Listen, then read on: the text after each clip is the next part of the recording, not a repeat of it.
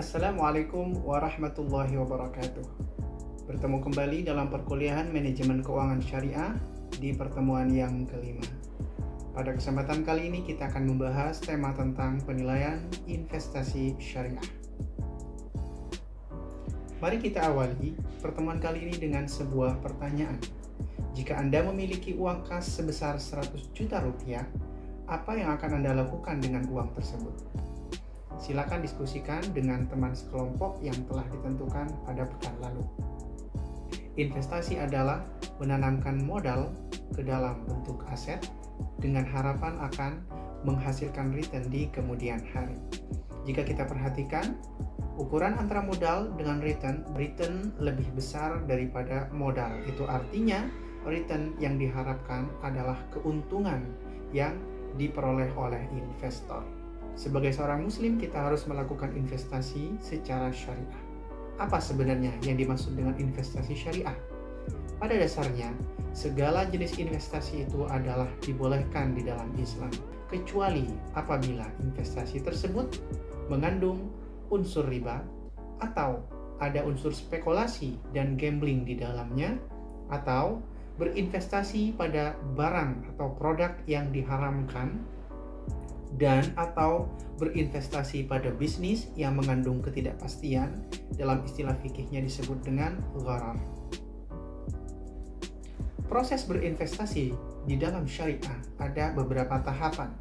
Dimulai dengan tahapan pertama, yaitu menentukan tujuan investasi, dilanjutkan dengan tahapan kedua, melakukan screening objek investasi, dilanjutkan dengan langkah ketiga, yaitu melakukan analisis sekuritas atau proyek yang akan dijadikan sebagai instrumen investasi, dilanjutkan dengan langkah keempat, yaitu membangun portofolio, dan yang kelima, memantau portofolio tersebut, dan yang terakhir ialah mengevaluasi kinerja dari portofolio.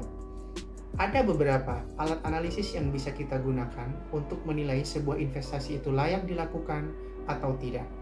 Metode pertama yaitu payback period.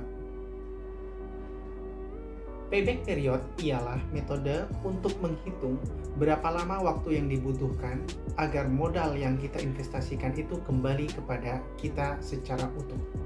Kalau kita perhatikan contoh yang ada di dalam slide ini, maka kita akan lihat pada tahun ke-0 jumlah investasi Ali sebesar 500 juta itu baru akan kembali modalnya pada tahun ke-10, yaitu saat kas yang diterima oleh Ali tidak minus lagi.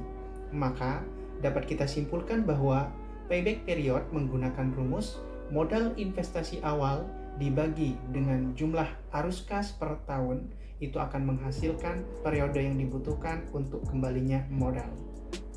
Metode berikutnya ialah gold value method, yaitu mengukur return investasi dengan menggunakan emas sebagai standarnya. Kita ilustrasikan dengan sebuah contoh. Burhan berinvestasi sebesar 100 juta untuk waktu 3 tahun dengan nisbah 70% per tahun. Laba bersih investasi dan harga emas dalam 3 tahun sebagaimana pada tabel ini.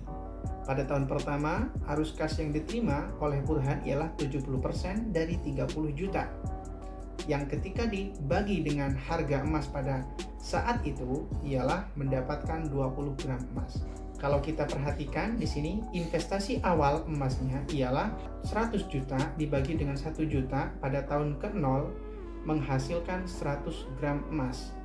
Karena total pendapatan yang dihasilkan oleh Pak Burhan hanya menghasilkan 75,89 gram emas, maka investasi ini dianggap tidak menguntungkan. Selanjutnya, mari kita lihat sebuah data. Perhatikan data yang tersaji di layar kalian, kemudian lihat juga grafik yang ada di sampingnya. Tugas kalian ialah menganalisis investasi pada jenis sukuk ini, apakah termasuk investasi yang menguntungkan atau tidak. Gunakan beberapa metode tadi untuk melakukan analisis, kemudian buatlah laporannya dan disetorkan kepada dosen pengampu pada pekan depan.